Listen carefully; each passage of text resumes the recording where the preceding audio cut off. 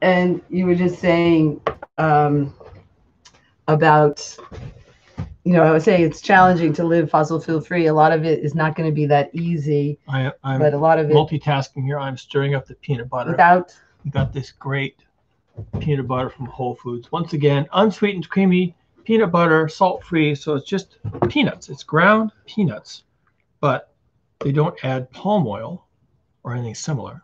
So it's the oil, the peanut oil, is liquid at room temperature, so it separates.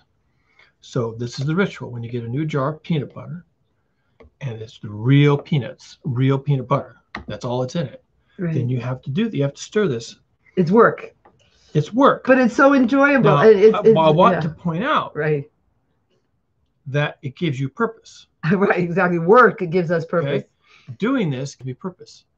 And gives the older you get, we value you for doing it. The older you get, the more important purpose that's becomes. A good point. Yeah. And I think that's because young people are easily distracted and they're more interested in pleasures than purpose. When you get older, your need for constant newness and pleasure and excitement diminishes. Maybe it's because a long life of having to do responsible things sort of inoculates you against needing constant pleasures. You just kind of train yourself to be dutiful and to do what needs to be done when it needs to be done. And a long life of doing that towards the end of your life, when you don't have a job anymore or your kids have moved away and all those things, then what you're looking for is purpose. What's my purpose? What do I do? Right. Now, I was talking in the last video about broken people. Yeah. The biggest thing that breaks people, in fact, maybe even the only thing that breaks people, I'd have to think about this, but probably the main thing, the primary thing that breaks people is a lack of purpose. That's a good point. Yeah. Lack of purpose. Mm-hmm. What is your purpose? Well, I have this job. No, that's not, I'm not, I could have asked you what is your job. I didn't. Mm-hmm. I asked you what's your purpose. Right. Having that is what keeps us vital. It's a feeling. I think it is the core, and this is probably evolutionary. This is probably adaptive. This is probably in our DNA. Knowing your purpose is the core to your sense that you fit in your tribe. And if you know that you fit in your tribe, then everybody else knows you fit.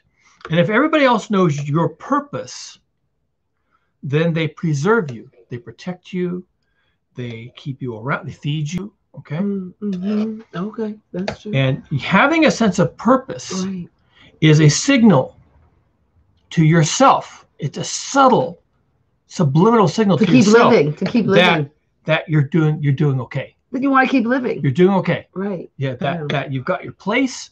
You have a reason to exist. Reason to live. And people will take care of you. Right. And if you need to ask them for favors, they will support you. Okay. Mm-hmm. You have a purpose. Now, capitalist culture is all about you not having a purpose. You have no purpose except one.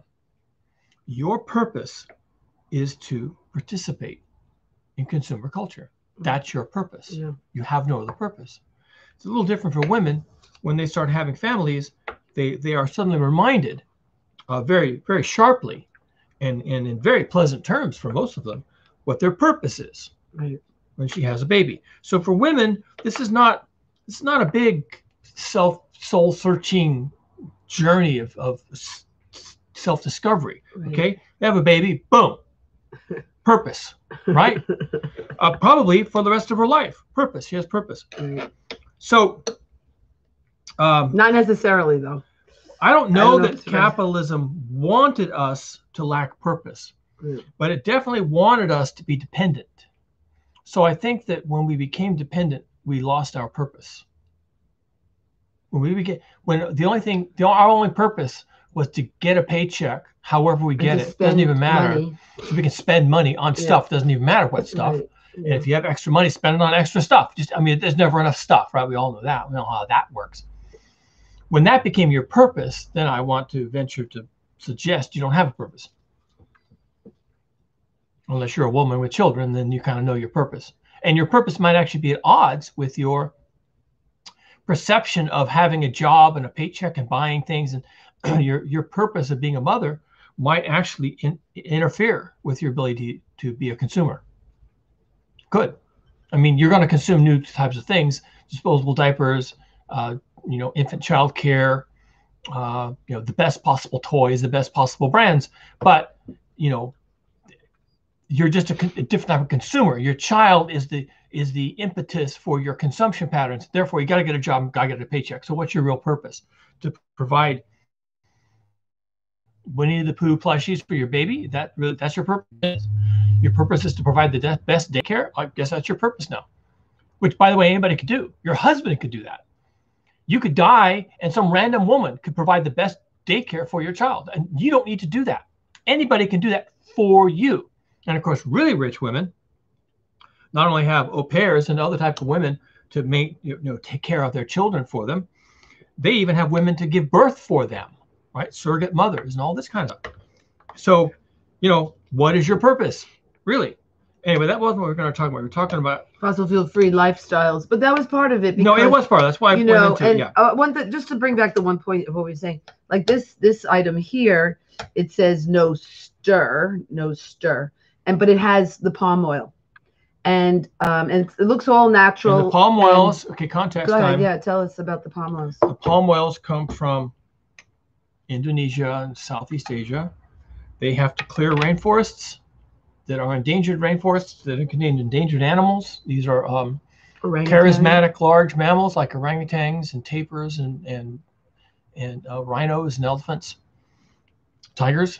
And they have to clear the rainforest to make room for their too. Nope. No, they live on elephants though. Okay. Right?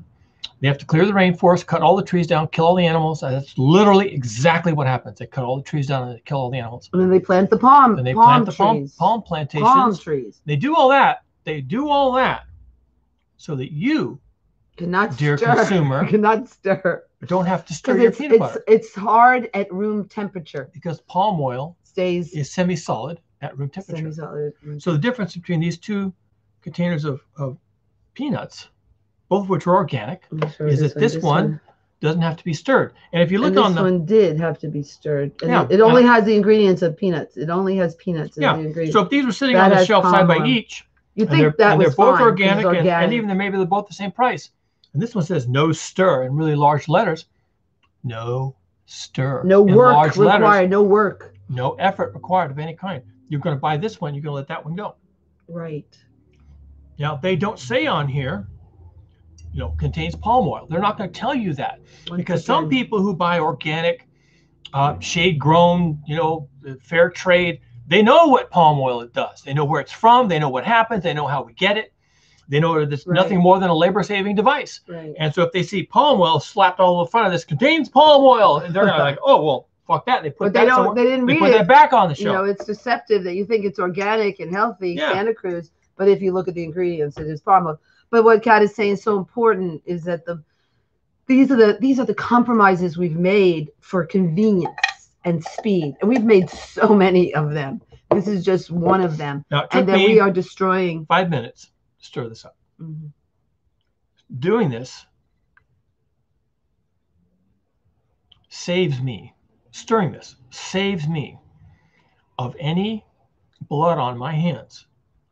Time. The clearing of the rainforest. Right, blood on your hands. Absolutely, yeah. I don't think of this as, damn it, I got to stir this stuff. Why didn't we get the other stuff? Here's the good stuff, no stir. Why do we have to get this shit? I'm thinking, this no stir stuff. I mean, I had to spend 5 minutes. I didn't know this was no stir. I wouldn't have bought it. Okay, we bought it online. It makes it a little bit harder. I wouldn't have bought this stuff. I'm glad I noticed the Santa Cruz brand is no stir. All right, we won't get that next time. Right. And now that I see this one, oh yeah, this once again, this is the stuff. So because I know that this product came to me with blood on the jar. Thank you. That is not even a hyperbole. Okay, right. I know what they do to make this product, and the only difference, apart from the labels, is that I had to stir one of them, and by stirring this, I free myself of some culpability. Right. for the destruction of the rainforest. Right. It gives me purpose Right. to stir this. Right. That's what I did this morning. Right. I prepared my peanut butter so I can ingest it. It's a tiny thing. It's trivial. It's meaningless. But I can now make an intelligent choice. And when I do this, I become an agent of change. Right. Thank you. That's I am a beautiful. change agent. Right. That's beautiful. All right. And Okay, I am willing to And then, stir now I my want to take it to the next peanut step. butter. Next step. Okay. Now this we got from Whole Foods, and we got it from online, and then it got put in a paper bag and most probably a plastic bag, and it was what we call curbside pickup, but it's really become much more consumptive of materials because they have to bag it for you in paper bags, plastic bags. And then the next step beyond buying this is really to get your peanuts and make your own peanut butter. Because then this jar will most probably get thrown away. I can't necessarily recan in this jar. I might be able to can. My grandma would. Yeah. She would do jams and jellies in that jar. Oh, I think. It has a little rubber lid, a rubber seal at the lid. Oh, does this have a rubber seal? Yeah. Oh, it does. I see. And then she'd put the she would pour the paraffin wax on top of it. The paraffin wax to read. So this does have a rubber seal, Yeah. but is it not as good as the ones that No, we it's get? not, because it's not replaceable. Oh, But if you don't mind reusing it, I wouldn't pressure can. No, in this. No. You could try, but I wouldn't. Hot water bath, you mean? But if you're willing to do jams and jellies or right. chutneys Or I other could things that reuse are this sugar-based, also for you my could peanut reuse it. butter when I make my own. So what I'm saying in the next step is that this jar will normally get just thrown away and not reused. But what I was saying is that I could take my peanuts and put it in a food processor to make your own peanut butter. What were we going to talk about? Okay, but that's important because, that's more time to do that. But it gives me purpose and it makes me feel better because I'm not using, this over and over, the metal can and the glass that gets thrown away because there is no recycling. We should just we have to realize there is no recycling. And with that thought in mind, then we have to start thinking about reusing things and making things ourselves. So it's all part of another lifestyle of me saying, I'm going to take my peanuts, put it in my food processor or my blender or my juicer. I'm going to figure out a way to make peanut butter. I think I could figure that out. I got 3.5 pounds of brains. I can do it. Right. And then I'm not having to buy something from Whole Foods. The more times I can not buy from Whole Foods, the better. So that's what we're moving towards, is being more self-sufficient, being more food secure by buying in bulk and having food in our larder, our walkable crawl space that's underneath our house, so it's colder. And so and then buying enough to make my own peanut butter and those type of things. So this is moving us towards a lot of, getting away from consumption and getting away from fossil fuels, right. which was going to be the topic. Right, because that had to be delivered. Well, not just that, the peanuts have to be delivered too. I don't raise my own peanuts. That's true.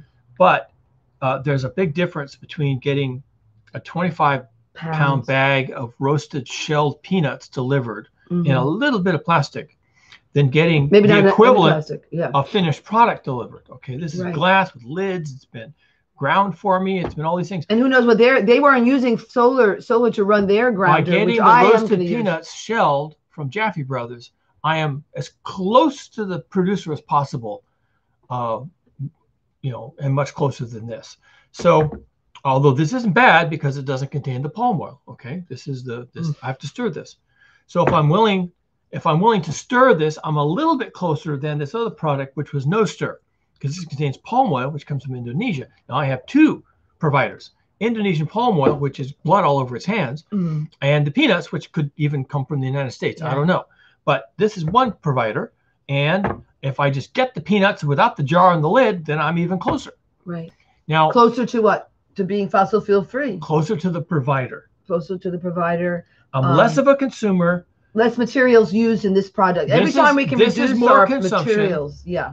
This is more consumption. Now it's in plastic. Yeah. This is the no stir variety. This is consuming. Yeah. This is consuming materials. Rainforest. Right. That's true. As well as peanuts. As well as plastic, because it's in plastic. This is another level.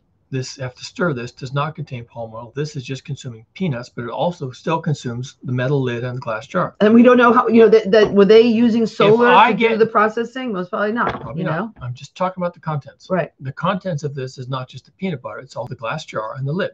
And the production. I'm just looking at what's in my hand right here. Fine. The production is not in my hand. It's implied, but it's not in my hand. Okay. But if I get the peanuts that are roasted in a plastic bag, then I'm not consuming, say, 12 of these jars. Okay. I think it's in a paper bag. If you buy the 25 pounds and we put it in our own plastic container. So I have a little piece of plastic to throw away. It's not the same thing as throwing away 12 jars to get the same amount of peanut butter. Right. That's true. That's true. And also, if I grind the peanuts myself in my own grinder, not just that, I know where the electricity came from. Right. That's right. We make our own. So whoever ground these peanuts, if they were grinding them here in the U.S., the chances are that half the mix of electricity came from coal-fired power plants. Right. If I grind my own peanuts, then I know with absolute confidence that the electricity was solar generated because I'm off-grid solar. So there's lots. So you just keep finessing this. Okay, you just keep finessing it until you get to a point where you're just not contributing anymore.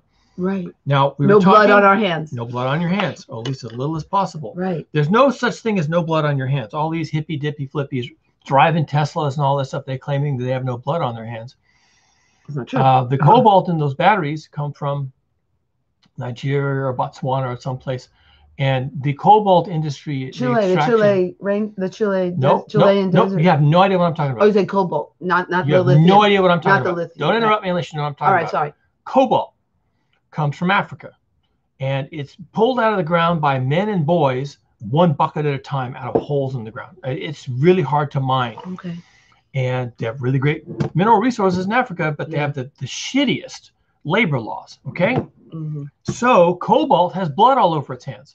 You could Google that. Cobalt has blood all over its hands, and you'll get a bunch of documentaries on it.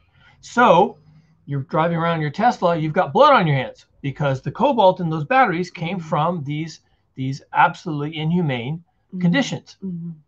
And there's wars fought over the mines, and there's all these insurgencies trying to get to the cobalt mines because there's so much money involved. And of course, people making the batteries and the electric cars don't care. They just don't care. Or at least not enough to say so in a quarterly meeting with investors. Okay. Mm-hmm. They might tell you something when you're at a bar having a drink with them, but they're not going to tell their investors.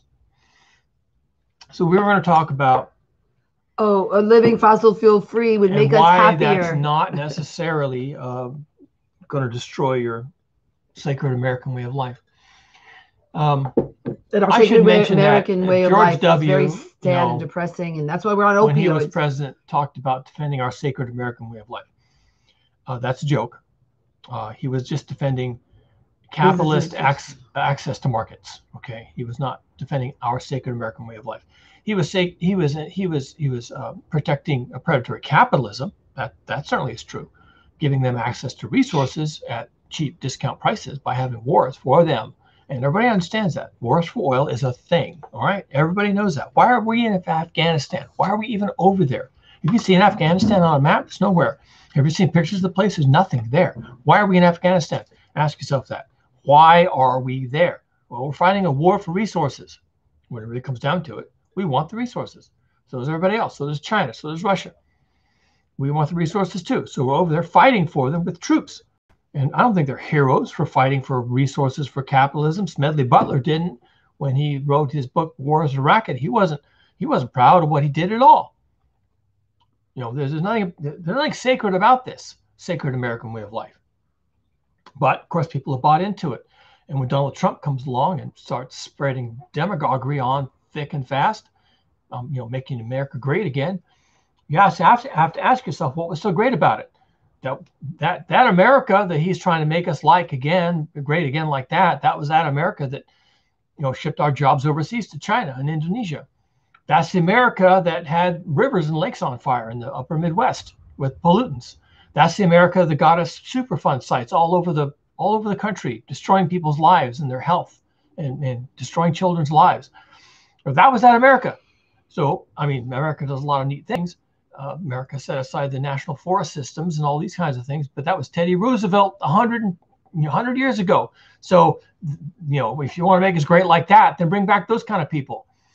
But making America great again in Donald Trump's mind means, getting rid of the EPA and wars for oil. So I don't know that we want to do that, but we're going to have to do something, right? And it's very clear to me and to a lot of other people, especially climate scientists, that we have to get ourselves off of fossil fuels. And if you think, oh, well, if the pencil neck scientists want to think that, then we can ignore them. Well, yeah, you can ignore us all you want to, but there's a group of people that have not been ignoring us because it's in their best financial interests to know what's going down, okay? Right. And we're talking about the financial industry, Goldman Sachs, and all the others. The head of the stock market, right? Yes, we're talking about reinsurance agencies like Munich Re and right. Who insure insurance companies. The insurance industry is on the rocks right now. And stuff, right now. PG&E is on the rocks. They're on the hook for billions of dollars in damages. They've got an insurance company. Who do you think is going to pay? So the insurance industries and the financial industries and the investors who are investing in companies that have dependencies on fossil fuels, all of these players are actually listening to the scientists. And they're not telling you they're doing that, but they are, because they have a financial interest in doing so. Okay, they want to know what's coming. And these guys are very recently, like even in the last month or two, coming out advocating for a price on carbon. Something Al Gore did back when he was being derided, is Inconvenient Truth was out, and he was talking about a price on carbon. Well, now, you don't hear that from him very much. He's off the stage.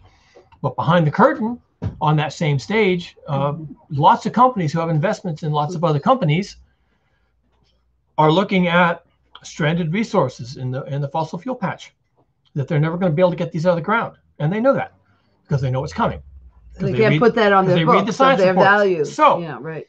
The scientists have been saying leave it in the ground, except some of them don't.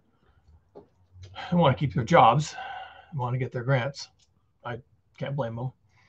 But people who do have skin in the game, financial markets and the reinsurance industry, are also now coming out and saying we need to leave it in the ground.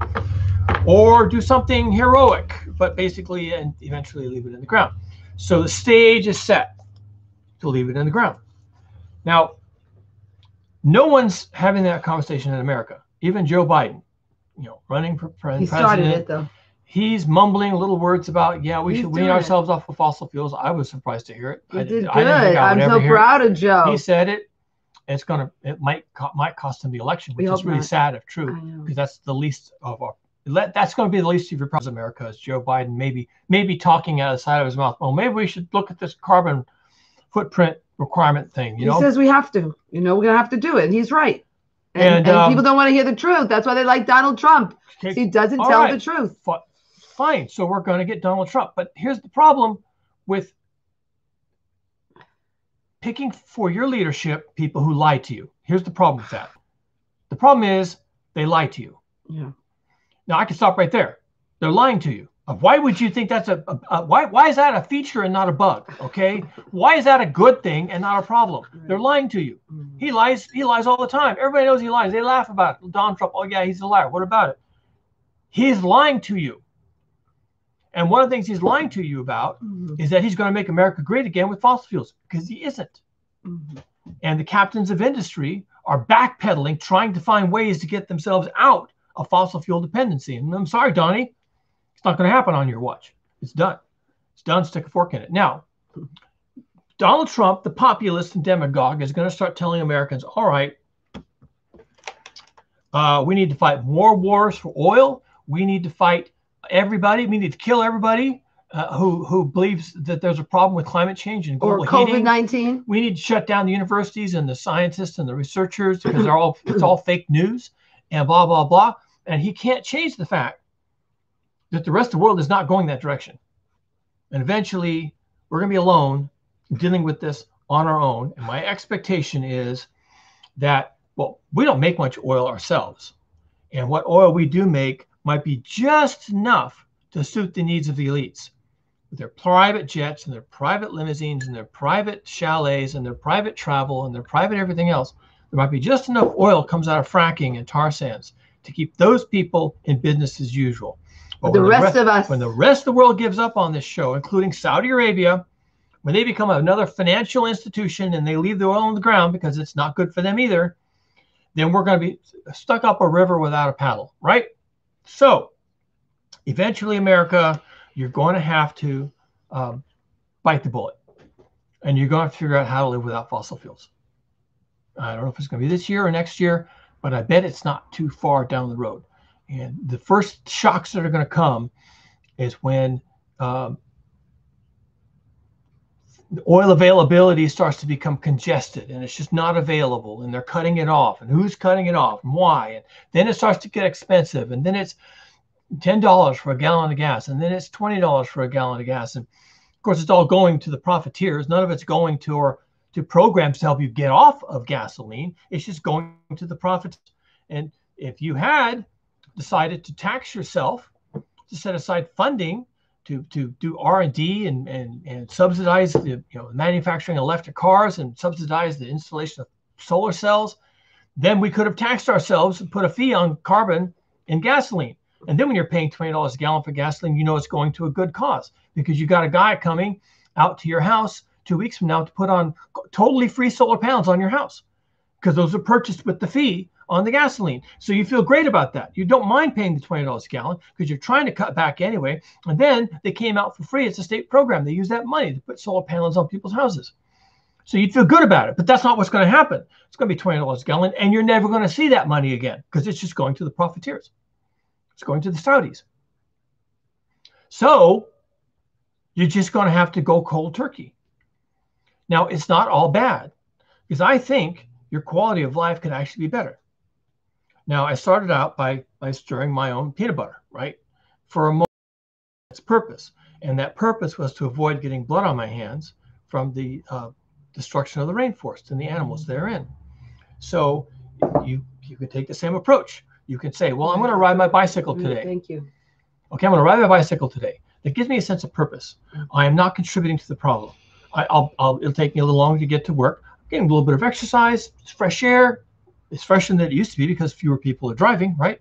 Get some fresh air, meet some people, say hi on the trail, and get to work and be invigorated and ready to put in my day. Okay. And by the way, a lot of my colleagues are riding bikes to work too. Now you can and work now at we're home. Riding together. Now you work at home. I'm just saying, car dependency. Okay. Why would you even distract me from my point? That was not helpful. Don't do that. Okay. Well, I'm saying a lot of tech workers are working at home. Yeah. Well, only until Twitter decides that that's not working for them anymore. All right. You're living in a different world than reality. Okay. And people are going to be driving to work right now. People are all over the highways and the freeways driving to work. But you could ride a bicycle once in a while. And as we wind down our dependency on fossil fuels, we start taking more control of our own lives. Instead of being consumers and dependent because you got this big paycheck and you have nothing to do except spend money all day, money. Instead, you decide, well, it's okay. I'll stir my own peanut butter. All right, this is a tiny little thing. But I'll ride my bike to work. I'll ride my bike to work. You have freedom. You have true freedom. That's freedom from dependence. And also, I'm not going to go on vacations and be gone every weekend to the wine country and the piney woods because I see them. They've burned. They burn because of climate change. And I feel bad about the burning. I don't want to see it. It actually disturbs me internally. But I also realize that my driving everywhere is contributing to global heating, climate change, and caused the wine country to burn. So, I'm not going to do that. Now, if I'm not driving everywhere willy-nilly on the weekends just because I'm bored and my job sucks, I need something on the weekend to reward myself, little rewards, then I'm home. And so I'm home. And now I'm out. I'm home on the weekend. I really don't need this guy to come mow my lawn and mow and blow. And the neighbor's been complaining about it anyway. He's really loud and the workers yell at each other all the time. I'm going to cancel that. I'm going to mow my own lawn. The pollution. I'm going to mow my own lawn. With a hand mower. With a mower. And I'm going to have an electric mower. Why not? And I'm just going to do it myself. And while I'm out there, there's my neighbor. He's also mowing his lawn because, he's looking for purpose. And it's like, hey, how are you? It's been a while. We're going to have a barbecue this weekend. You want to come over? And then the neighbors are together, okay? And then the children who have been like shut-ins for ages and years, they start going out into the streets playing with the other children. And pretty soon, America is great again. And we didn't need a demagogue to go to war for us and enslave people to keep us in our cars and driving to the burned down wine country so that we have purpose, okay? That's not how you make America great again. It's burning down the wine country and sending people up there anyway. That's not what that's about, okay? It's a little thing. Making yourself great again is a little tiny thing, and it has to do with having purpose. You need purpose in your life, and your purpose is not your job. Your purpose is what you do. Right. Oh, and I like what Kat was saying. Who you're with. That's what he's saying is so beautiful. Here's your juice. Is that when you do something, like he said, I didn't have blood on my hands when he bought this peanut butter that didn't have the palm oil. And that he said that when you rode your bike, you didn't, you were more free. You truly were more free. And that's why, that you didn't have to depend on even a mass transit or depend on a car, depend on fuel, that you got yourself to work. You were free. You were free. And then he said that you could also not go up to Napa or not go anywhere, not go to Tahoe, not drive anywhere. Not go to Disneyland. Because you could see the problems that are happening in our world. From all the places that we go are vulnerable to the climate crisis because we have dried the trees out that they're now so vulnerable to fire. And so when we don't go, we feel good about not having the fire on, being responsible for the fires, and that we could feel better about ourselves. That's what he said. He felt better about himself, and that, to make those sacrifices, and that's where they say that, when you take care of your elders, it's not a burden. So when you say, I am not going to go to Tahoe, I'm not going to go to, drive my car this weekend, I'm not going to go away, I'm going to stay home, that's not a burden. And that it actually, then all the beautiful things that come from it, from the knowing your neighbor, having your children have a sense of a place. And, that's really what you're providing, is a sense of place by being home. And, all our developers are about sense of place, creating that. So I don't know that in the rundown of the era of fossil fuel dependencies, we become less of a people. I don't know that. I think we become more. You're even a little bit guilty of this. We have to go back to the year 1700. I wouldn't like that. I have a garage full of power tools. I got a 1968 Dodge 1-ton dump truck. Okay, I kind of like having my tools, and I want to be able to put some gasoline in my truck once in a while to go dump dirt and concrete when I need to do that. This is an enabling technology. I don't want to go back to 1700, but I don't intend to drive my truck to Tahoe to go skiing. Right? I drive it to the landfill, which is 3 miles away. For your building of your victory house. Building of my home, or building somebody else's home, or tearing up the asphalt in the middle of the street and putting in a garden. We'll need some enabling technology. I don't want to lose my electric lights. I invested a lot of money in solar so that I have electric lights even if no one else does. I've got power tools that run on electricity. I use them. I'm the only guy in my shop. I do all my own work. So I have to cut all my wood. I have to make my own trusses. I have to do all this stuff. I need lots and lots of tools. And fasteners and glues, adhesives. And, I have a very modern operation here. I don't want to go back to the year 1700, cutting mortises with a chisel. I don't want to be doing that. Yeah, but what sounds like fun, but I don't want to do that. I want to go forward. Yeah, but we're talking about going to Tahoe for vacationing, and the way you go, it's very different. To go forward, but I understand intellectually and professionally as a scientist that we cannot go forward without fossil fuels. I want to have a rich life, but I don't want blood on my hands from that dependency. Right. So how do we do that? Now, use as little as we can, as little as possible. Little as possible. Just meter it out. Just you have to look at every thimbleful at a time. Like when Kat actually does his work that we're doing, the housing that we're building is fossil fuel free. We live in a fossil fuel free house. So this is the type of thing we have to look at it on. Okay, qualify that. Fine. What? We've turned off the natural gas. Yeah. Because we bought all electric appliances. We have off-grid solar. Now, I will never claim that my solar has no carbon footprint or no fossil fuel dependency. It came here from China on a container ship. I don't even know how they made it, but all the parts were delivered to China on container ships. So there's a carbon footprint to my panels. So I got them. My philosophy is we judiciously use, by a thimbleful at a time, our existing carbon resources, specifically so that we become less fossil fuel dependent. Okay. Right. So I bought solar panels and batteries and inverters and charge controllers and all, and I ran the conduits underground, did all the work, and now I can turn off my natural gas. Right. Okay. I was consuming a lot of natural gas. I was dependent on natural gas, and if PG&E, Pacific Gas and Electric, ever had to pass on the carbon costs to me of them producing this stuff and me consuming it, it would my price for my natural gas to me, because of how they generate it using coal-fired power plants and natural gas burning power down plants, the forests and burning down the forests and having to cut off people's power during red flag events. If all that stuff has to come back to me as a consumer, then my electric bill goes through the roof, as well it should, because someone has to pay to play that game. Well, now my costs are fixed. I paid cash for the equipment. Okay, so I don't have the cash anymore, but what did I need it for? Okay, I paid cash for the equipment. Now my electric bill is zero. For 30 years. Yeah, until the equipment dies. And then they'll actually potentially, if we do our R&D and we use our minimal fossil fuel reserves that are left, our allotment that's left to do, we could buy more, to do meaningful things with it, then there'll be even better solar panels in the future. For our children. When my heirs have to replace the ones currently on the house, and there'll be better battery technologies than what I had to pay for when the heirs have to replace the batteries.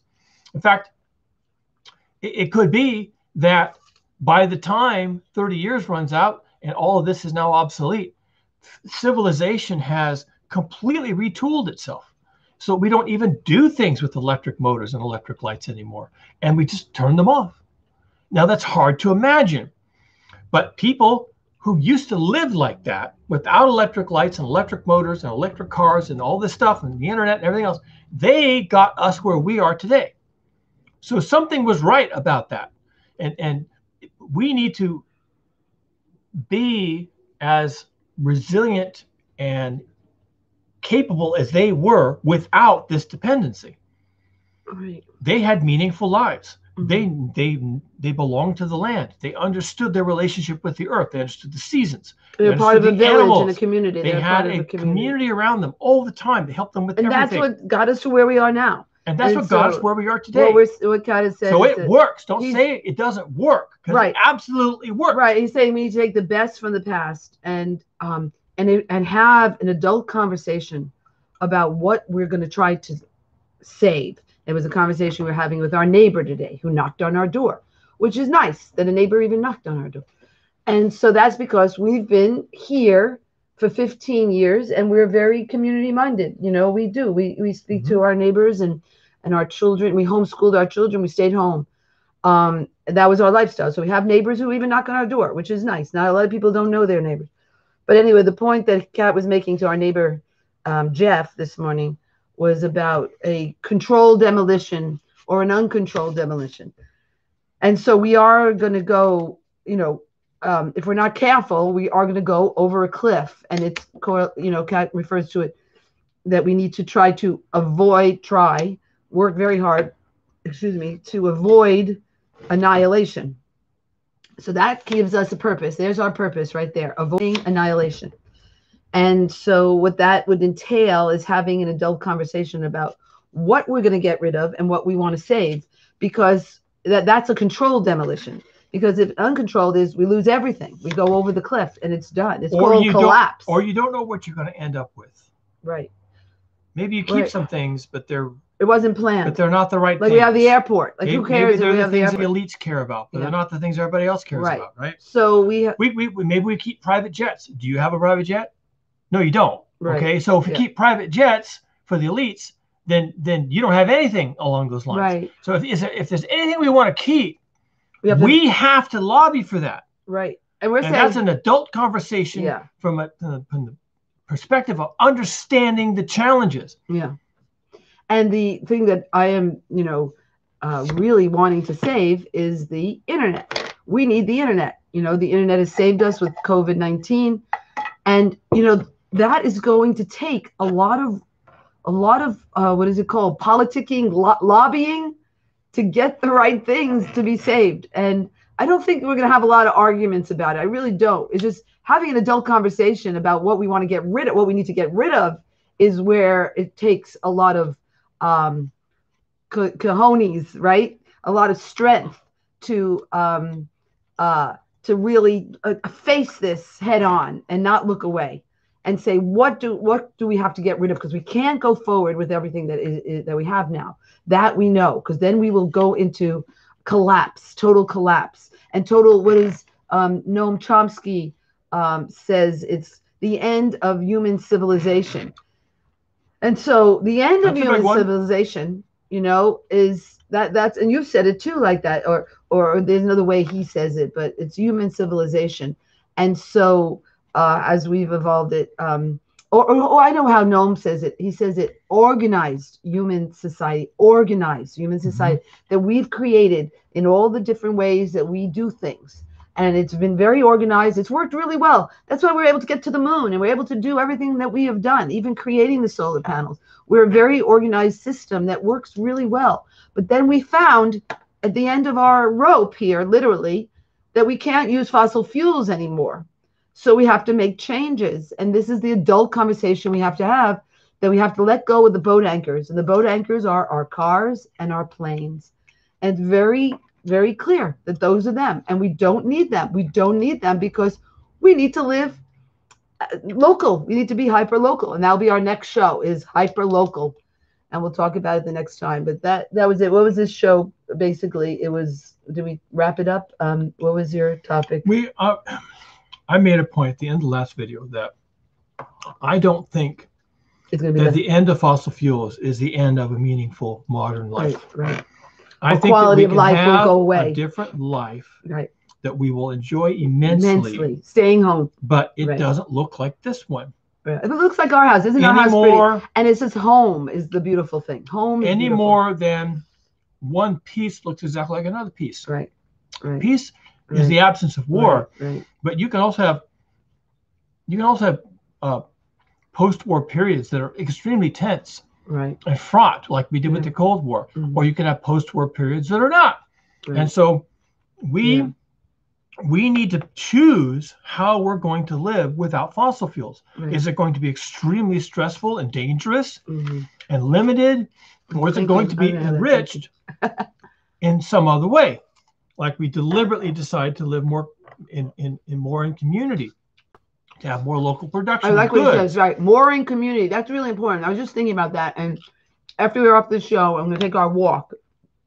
And I want to go around my block, which we've been doing, and talk to my friend, Sue. And Sue made that dynamic statement to me. She said, the most important thing is saving nature. She said that's what she was most concerned about. And I want to bring it to her as we try to bring nature back into our community by, growing a community garden. And so what I was thinking is that, and then Sue says that she wants to leave. She's going to go down to New Mexico, somewhere, Las Vegas, where her family was. And I'm thinking, neither of them have children, or she's married to one man who has a child from another marriage, but she doesn't have any children. But the thing is that, I said to Sue, we want you to stay, and I was thinking, I want to talk to her again, because now we have something to do. Sue, you can help us to, save that lot, to make it into a garden again. And, to give, I think that, people move because they don't feel a sense of, they move towards their family, which is good. They should never have left their family to begin with. But now that we're here, we have to stay here. And then we have to make the best of what we have here. And it's like really making our neighbors feel that they're loved and cared for so that they don't leave. And we build our communities now, because we don't have time to resettle ourselves, to go to live by our family. That would all be perfect if families would live together and that type of thing. So we don't have to fly and drive. But right now, the thing that is local is our neighbors, and we need to stay local. We need to stay home. And so really creating relationships with your neighbors is a way of building support for yourselves, as well as hopefully keeping your neighbors here so they don't leave. That's I think, and having some purpose together, something to do together. That's what I'm proposing, is that we need to do things together, that we need to grow food on all of our open spaces in our homes, at our home sites, and then we need to find out what each other does, so we can become more producers versus consumers, and that we get all of our needs met hyper locally. So this is what we need to do. We have no time to waste. They say now it's forget 2050. We have to be fossil fuel free. All the science is saying 2030, and actually a lot of people are saying 2025. So do you think you have time to go to Tahoe or go anywhere? No. You need to stay home and work on building a resilient community. And that's it. I think that about sums it up. All right. Here we go.